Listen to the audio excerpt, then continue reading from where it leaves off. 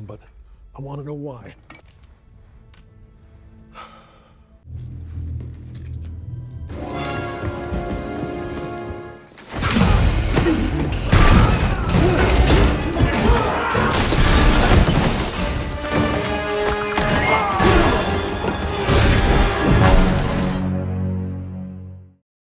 Halo, apa kabar semuanya? Semoga kalian semua sehat. Kali ini si Braya akan membahas sebuah alur cerita film terbaru dan sangat seru berjudul Red One. Apalagi salah satu pemerannya adalah Chris Evans dan juga The Rock. Oke, tidak usah berlama-lama, bagaimana alur ceritanya? Mari kita saksikan sampai selesai.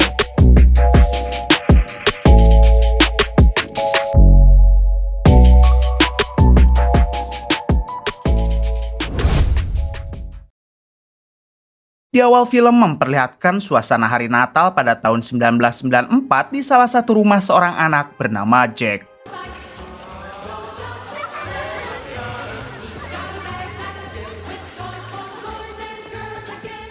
Semua teman-teman Jack sangat percaya kalau hadiah-hadiah yang mereka terima adalah pemberian dari Sinterklas. Namun berbeda dengan Jack yang tidak percaya dengan keberadaan Sinterklas dan menganggap itu hanya dongeng sebelum tidur. Kemudian Jack membawa teman-temannya ke gudang rumah yang mana di sana terdapat tumpukan hadiah yang telah disiapkan oleh ayah Jack bukan dari Sinterklas. Melihat hal tersebut, semua teman-teman Jack menjadi kecewa lalu pulang ke rumah masing-masing karena mereka sangat berharap kalau Sinterklas memang beneran ada.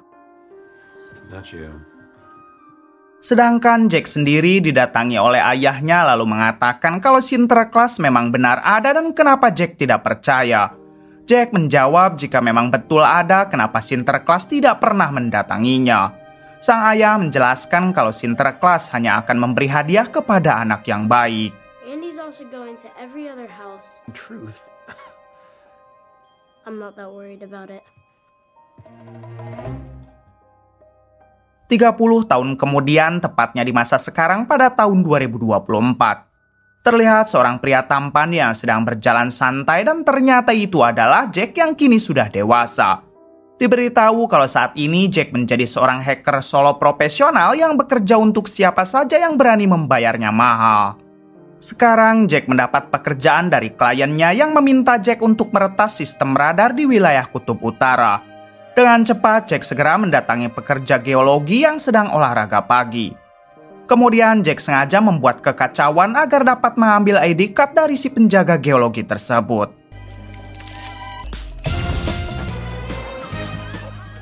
Setelah mendapatkan ID card-nya, Jack bisa masuk ke dalam kantor geologi lalu menyimpan alat peretas di salah satu komputer. Dengan begitu, Jack dapat mengetahui semua sistem radar di wilayah manapun termasuk Kutub Utara sesuai dengan permintaan kliennya. Kemudian Jack bergegas pulang ke rumah karena ia akan memantau pekerjaannya dari rumah saja. Adegan berpindah ke seorang kakek bernama Redwan yang selalu menjadi Sinterklas di saat hari Natal tiba. Saat ini Redwan mencoba menghibur anak-anak di salah satu mall karena hari Natal hanya tinggal seminggu lagi. Redwan juga tidak sendiri melainkan ditemani oleh pengawal pribadinya yang bernama Kelum. Ketika sedang menghibur anak-anak, ada seorang selebgram yang memaksa Redwan untuk melakukan siaran langsung. Tentu saja, Kelum segera mengusir selebgram tersebut karena dianggap telah mengganggu Redwan atau sang Sinterklas. I'm gonna go. Yep. Setelah itu, Redwan dan Kelum keluar dari mall lalu dijemput oleh beberapa mobil mewah serta dijaga ketat oleh agen rahasia. 20 menit kemudian, Redwan sampai di pangkalan militer dan ia langsung disambut baik oleh seorang jenderal. Sebenarnya siapakah Redwan ini kita akan tahu nanti. Selang beberapa saat, Redwan dan Kelum pergi ke ruangan pesawat. Namun di sini mereka tidak sedang mencari pesawat, melainkan mencari kendaraan pribadinya yaitu kereta Sinterklas yang dibawa oleh 9 rusa. Terungkap fakta kalau Redwan ini adalah Sinterklas asli yang identitasnya sangat dijaga oleh pemerintah Amerika. Selanjutnya, Redwan dan Kelum menaiki kereta rusa lalu terbang menuju markasnya yang berada di Kutub Utara. Terlihat kereta tersebut yang dikawal oleh 2 jet sebagai bentuk pengawalan dari pemerintah. Setelah berada di ketinggian aman, Redwan menyebut kata kafalami dan seketika membuat kereta melaju dengan kecepatan cahaya. Hanya dengan hitungan detik mereka tiba di wilayah Kutub Utara. Akan tetapi saking cepatnya rusa itu melaju ternyata menimbulkan gelombang kejut yang bisa terdeteksi oleh radar. Di waktu yang sama, Jack yang sedari tadi sedang mengawasi radar di wilayah Kutub Utara, ia pun dapat mendeteksi gelombang tersebut. Jack segera menghubungi kliennya lalu memberitahu jika baru saja ia menemukan sinyal misterius di wilayah Kutub Utara. Si klien meminta Jack agar mengirimkan lokasi sinyal tersebut dan setelah itu pekerjaan Jack dianggap selesai.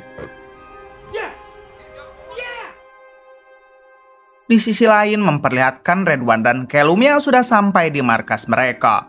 Tempat tersebut dilindungi oleh kubah sihir agar para manusia dan teknologi apapun tidak akan dapat mendeteksi atau melihat markasnya. Saat keluar dari kereta rusa, Redwan dan Callum langsung disambut oleh semua anak buahnya. Ternyata Redwan mempunyai banyak anak buah yang bertugas memproduksi hadiah untuk disebarkan kepada anak-anak baik di hari Natal. Para anak buah Redwan bukan hanya di kalangan manusia, melainkan banyak juga makhluk mitologi seperti beruang kutub yang bisa bicara ini. Phil's driving everybody nuts. Selanjutnya, Redwan ditemani oleh sang istri pergi ke ruangan gym untuk membugarkan staminanya. Meskipun bukan manusia biasa, namun Redwan tetap harus menjaga kebugaran tubuhnya agar selalu fit saat bertugas membagikan hadiah Natal. Tak lama, Callum mendatangi Redwan di ruangan gymnya. Di sini ternyata Callum berniat mengundurkan diri dari pekerjaannya, yaitu menjadi pengawal pribadi Redwan. Callum ingin memulai kehidupan baru menjadi manusia normal dan memiliki keluarga kecil. Mendengar hal tersebut, Redwan sangat menghargai keputusan Callum dan ia pun memberi izin jika memang itu keputusannya. Here's the kid they once were. They answered everything. Tak berselang lama, terlihat sekelompok orang yang baru sampai di Kutub Utara. Ternyata kelompok tersebut adalah kliennya Jack yang mencari lokasi sinyal misterius yang sebelumnya Jack berikan. Setelah berjalan cukup jauh, kelompok tersebut berhasil menemukan dinding transparan yang melindungi markas Redwan. Lalu mereka membobol dinding itu dengan senjata tercanggih buatannya dan ternyata mampu melubangi dinding tersebut. Di sisi lain memperlihatkan Callum yang sedang merenung sejenak setelah ia memutuskan mengundurkan diri. Tapi bersamaan dengan itu ia melihat lampu di menara Redwan berkedip yang menandakan sedang ada bahaya. Dengan cepat Callum mengerahkan pasukan untuk mengeceknya ke dalam. Sesampainya di sana, Callum dan pasukan tidak menemukan keberadaan Redwan yang artinya Redwan baru saja diculik. Negative. Mistletoe hydroponics negative. Saat melihat ke jendela, ada mobil salju yang mencoba kabur dan Callum yakin kalau mobil tersebut adalah kelompok yang menculik Redwan. Dengan cepat, Callum segera mengejar hingga terjadilah aksi kejar-kejaran.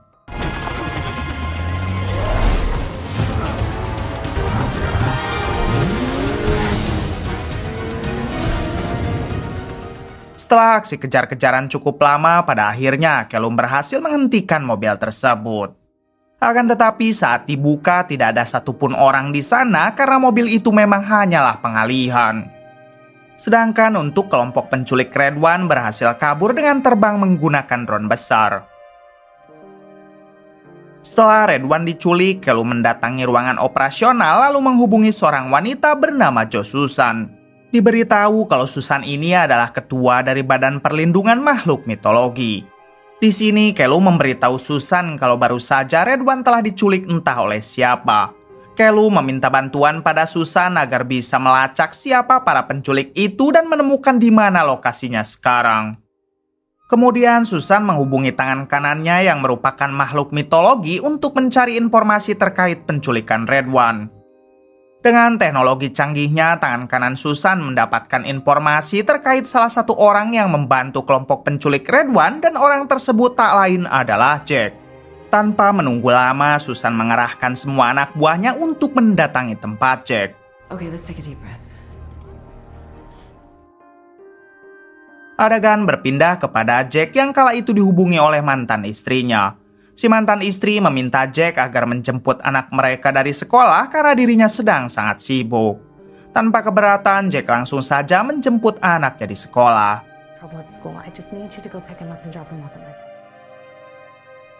Sesampainya di sana, ini dia anak Jack yang bernama Dylan. Di tengah perjalanan pulang, Dylan sempat bertanya kepada Jack kenapa ia harus berpisah dengan ibunya Dylan. Jack menjawab kalau mereka merasa sudah tidak cocok dan tidak baik jika harus terus dipaksakan. I know, you're disappointed. Singkatnya, Jack sampai di rumah si mantan istri dan ia pun segera menurunkan Dylan. Kemudian Jack kembali ke rumah karena hari ini ia sedang ingin sendiri. Baru saja sampai di rumah, tiba-tiba Jack dikepung oleh para anak buah Susan dan terjadilah aksi baku hantam satu melawan banyak.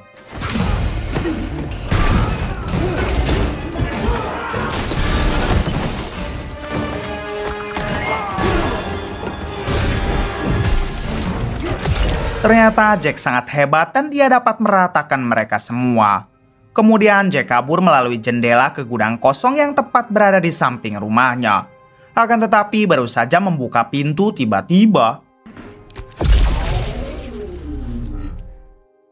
Saat tersadar, Jack sudah dalam kondisi diikat dan di hadapannya ada Susan si ketua Badan Perlindungan Makhluk Mitologi. Di sini Susan menginterogasi Jack dengan bertanya kenapa ia melakukan peretasan radar di area Kutub Utara. Jack menjawab kalau dirinya hanya sedang bekerja dan dibayar oleh seseorang. Jack tidak tahu siapa kliennya, jadi percuma saja jika Susan bertanya akan hal tersebut kepadanya. Tidak puas dengan jawaban Jack, tanpa basa-basi Susan langsung membuatnya pingsan lalu dibawa ke markas Red One yang ada di Kutub Utara. Box me up. Wait, what do you mean? Setibanya di sana, Susan menjelaskan kalau dia adalah ketua dari Badan Perlindungan Makhluk Mitologi. Akibat bantuan dari Jack, kini salah satu rekannya yang bernama Red One telah diculik oleh sekelompok orang. Mendengar kata mitologi, seketika Jack meledek karena dari kecil sampai sekarang ia tidak pernah percaya dengan namanya makhluk mitologi. Jack menganggap makhluk mitologi hanyalah dongeng untuk anak-anak sebelum tidur. Kemudian Susan membawa Jack ke salah satu ruangan untuk menunjukkan kalau makhluk mitologi itu benar-benar ada. Seketika Jack menjadi terkejut saat melihat kuda api dan penunggangnya yang tidak mempunyai kepala. We're questioning all the usual suspects.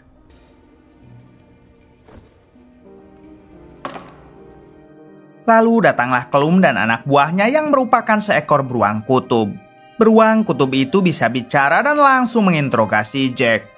Karena saking takutnya, akhirnya Jack mengatakan kalau ia memang tidak tahu siapa kelompok yang menculik Red One. Namun Jack mengetahui lokasi terakhir di mana para penculik itu menghubunginya. Tanpa menunggu lama, Klum meminta Jack agar mengantarkannya ke lokasi tersebut. But in my line of work, I need insurance.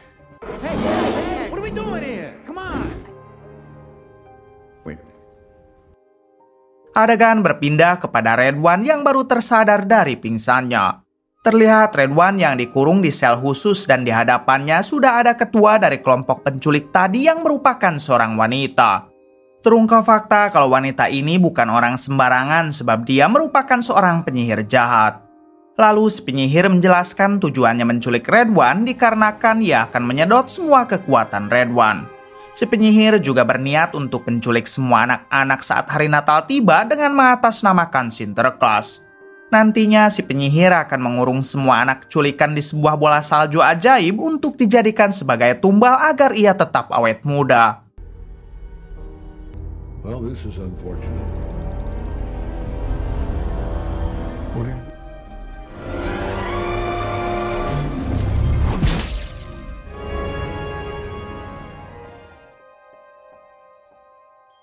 Di balik itu memperlihatkan Jack dan Klum yang baru sampai di lokasi terakhir kliennya menelepon. Sebelum mendatangi mereka, Klum membawa dulu Jack berbelanja di minimarket. Di sini Klum membeli beberapa mobil mainan dan juga robot tinju. Jack yang melihat hal itu tampak aneh dengan sikap Klum yang malah membeli mainan.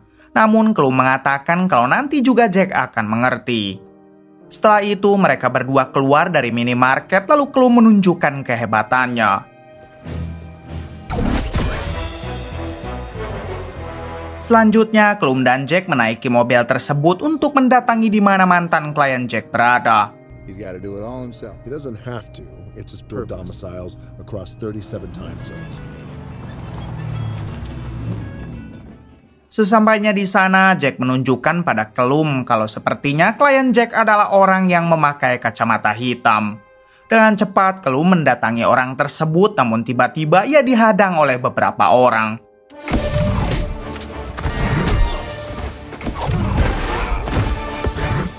Selesai meratakan semua orang tersebut, Klum mendatangi klien Jack yang kini kacamata hitamnya sudah dilepas. Klum bertanya di mana keberadaan Redwan sekarang dan kenapa mereka menculiknya. Si klien bersumpah jika ia hanya menjalankan tugas dari seorang penyihir jahat dan ia tidak tahu menahu terkait penculikan tersebut. Lantas Klum bertanya lagi siapakah nama penyihir yang dimaksud. Si klien menjawab saking saktinya penyihir itu namanya tidak boleh disebut karena dia akan mendengar apabila ada seseorang yang menyebut namanya. Lalu Klum meminta si klien agar menulis saja nama dari penyihir yang dimaksud. Hingga setelah namanya ditulis, Jack malah membacanya dengan lantang yang ternyata nama penyihir itu bernama Grilla. Grilla? You idiot. Alhasil Grilla mendengar dan langsung menggunakan kekuatannya untuk merasuki tubuh si klien. Di sini Grilla meminta Klum dan Jack agar sebaiknya berhenti mencari Redwan karena hal itu akan percuma. Setelah itu Grilla keluar dari tubuh si klien. Namun tiba-tiba muncul mobil es krim yang keluar dari dalam air laut. Ternyata di dalam mobil tersebut ada 3 monster salju anak buah Grilla yang diutus untuk menghabisi Klum dan juga Jack. Mau tidak mau Klum dan Jack harus melawan monster itu dan inilah aksinya.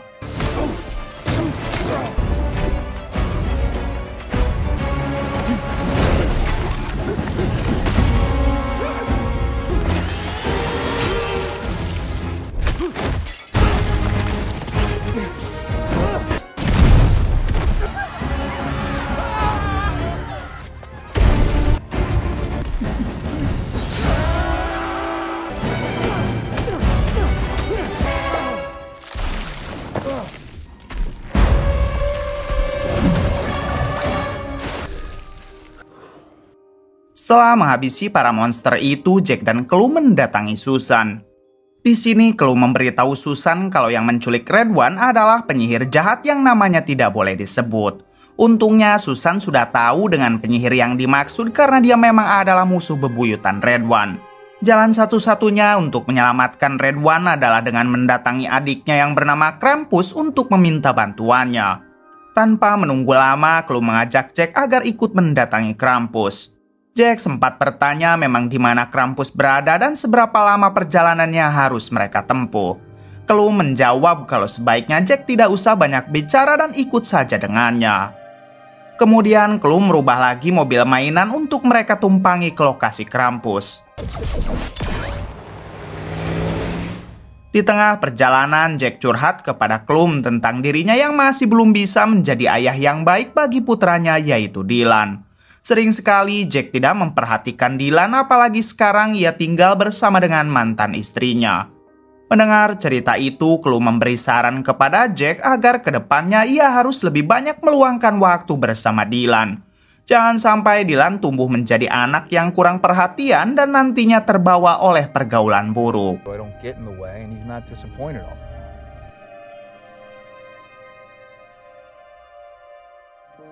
Singkatnya, Klum dan Jack sampai di suatu kuburan dan mereka segera turun.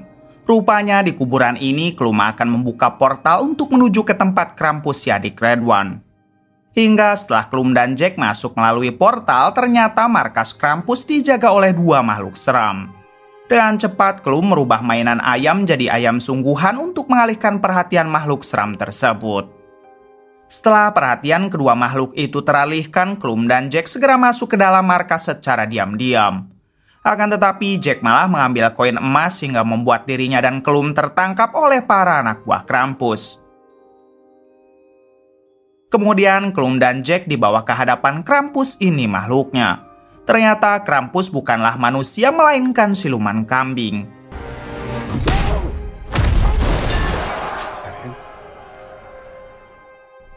Are you accusing me of something? Di sini Klum langsung saja mengatakan tujuannya yaitu untuk meminta bantuan kepada Krampus dalam menyelamatkan Redwan yang telah diculik oleh si penyihir jahat. Namun sialnya Krampus tidak peduli karena sudah lama hubungannya dengan Redwan memang kurang baik. Bahkan saat ini Krampus akan menahan Klum dan Jack karena telah berani menyusup ke dalam markasnya.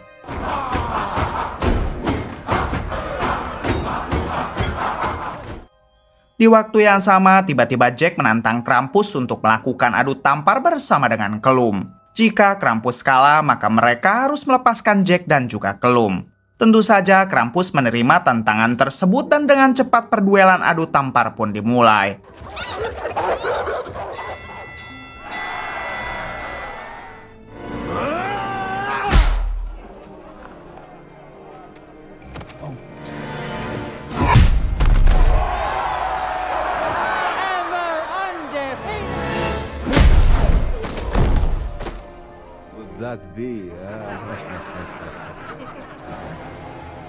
Setelah itu, Klum mengubah mainan robot menjadi robot sungguhan dan terjadilah kekacauan.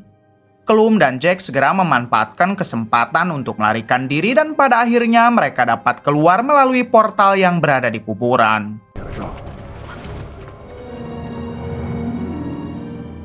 Di sini Jack tak sengaja bertanya kepada Klum tentang apa yang akan penyihir Grilla lakukan selanjutnya.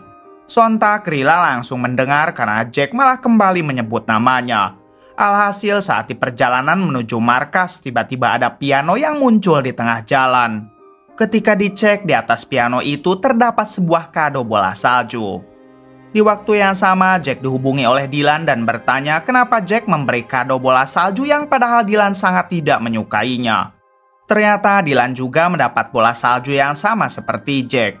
Hingga ketika Dylan menunjukkan bola salju tersebut, tiba-tiba ia tersedot ke dalam. Melihat putranya yang hilang, dengan cepat Jack memegang bola salju itu dan akhirnya ia juga ikut tersedot ke dalam.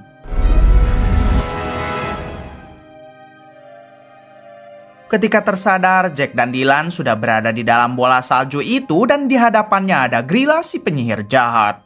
Kemudian Grilla mengatakan jika dirinya sedang memproduksi ribuan bola salju ajaib untuk mengurung semua anak-anak saat hari Natal tiba. Semua anak tersebut nantinya akan dijadikan tumbal agar Grilla terus awet muda dan hidup selamanya. Oh my god. Di balik itu memperlihatkan Klum yang menghubungi Susan. Klum memberitahu Susan jika Jack dan putranya telah dikurung di dalam bola salju oleh si penyihir jahat.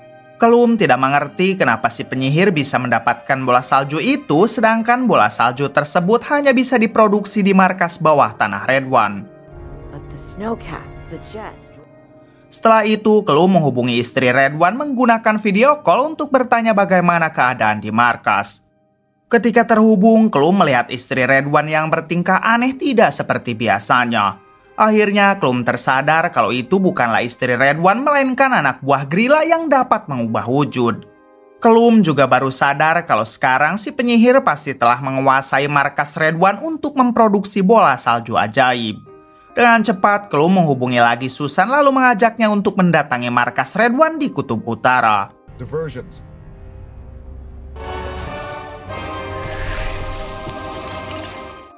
Di balik itu terlihat Jack dan Dylan yang masih terkurung di dalam bola salju ajaib. Di sini Jack meminta maaf kepada Dylan karena selama ini ia tidak pernah memperhatikannya. Jack berjanji kalau setelah terbebas dari kurungan ini ia akan lebih memperhatikan Dylan. Lalu tiba-tiba kurungan bola salju itu retak lalu hancur sehingga Jack dan Dylan dapat terbebas. Rupanya kurungan tersebut dapat terlepas ketika seseorang mempunyai niat baik atau kata lainnya bertobat.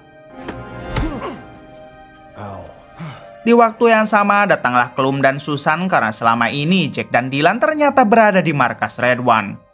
Kemudian Jack memberitahu Klum kalau si penyihir jahat telah membawa ribuan bola salju ajaib ke kereta rusa yang nantinya digunakan untuk menangkap anak-anak di seluruh dunia. Seketika Klum tersadar jika kereta rusa tidak akan bisa terbang kecuali ada Redwan di sananya. Artinya si penyihir jahat pasti membawa Redwan di dalam kereta rusa tersebut. Dengan cepat, Klum mengajak yang lainnya agar mengejar si penyihir itu di garasi kereta rusa.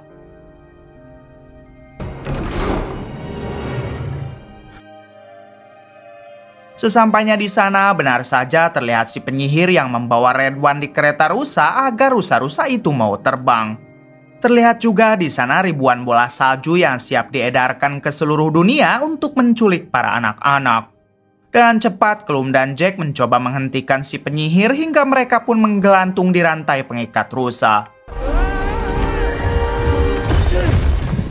Jack memanfaatkan kesempatan tersebut dengan melepaskan rantai rusa hingga yang terbang hanya rusanya saja. Sedangkan kereta yang membawa ribuan bola salju dan Red One tidak ikut terbang.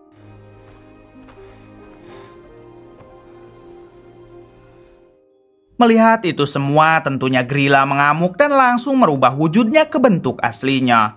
Grilla menjadi sosok yang sangat mengerikan dan sekarang ia akan menghabisi Clum dan juga Jack. Namun tiba-tiba datanglah seseorang yang menembaki Grilla dengan bola api. Ternyata itu adalah Krampus yang merubah pikirannya dan sekarang ia berniat membantu kakaknya yaitu Red One. Tapi karena kekuatan Grilla sangat besar, Krampus dapat dilempar jauh olehnya.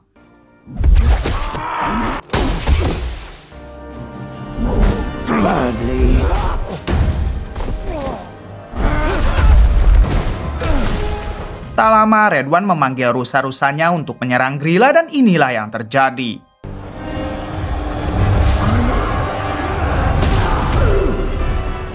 Grilla pun terjatuh ke dalam tumpukan bola salju ajaib yang membuatnya jadi terkurung di salah satu bola tersebut. Get to work.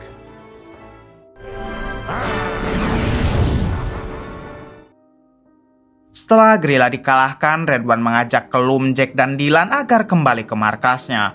Sebab sekarang mereka harus mengemas seluruh kado untuk dibagikan kepada anak-anak baik di seluruh dunia.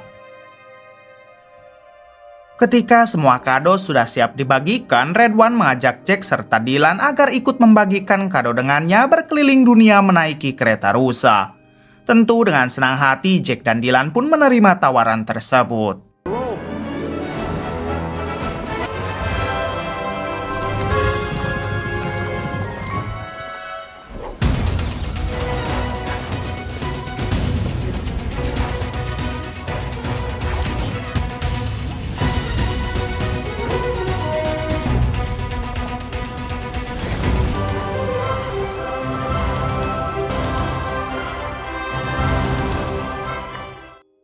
Di akhir film memperlihatkan Jack dan Dylan yang sangat bahagia karena Natal tahun sekarang mereka bisa ikut berkeliling membagikan hadiah bersama dengan Sinterklas. Kini Jack sudah benar-benar percaya kalau Sinterklas memang nyata bukan hanya cerita dongeng. Di balik itu, Clum sendiri memutuskan untuk tidak jadi pensiun karena ia takut jika ada orang jahat yang berniat menculik Red One lagi. Kemudian film pun tamat.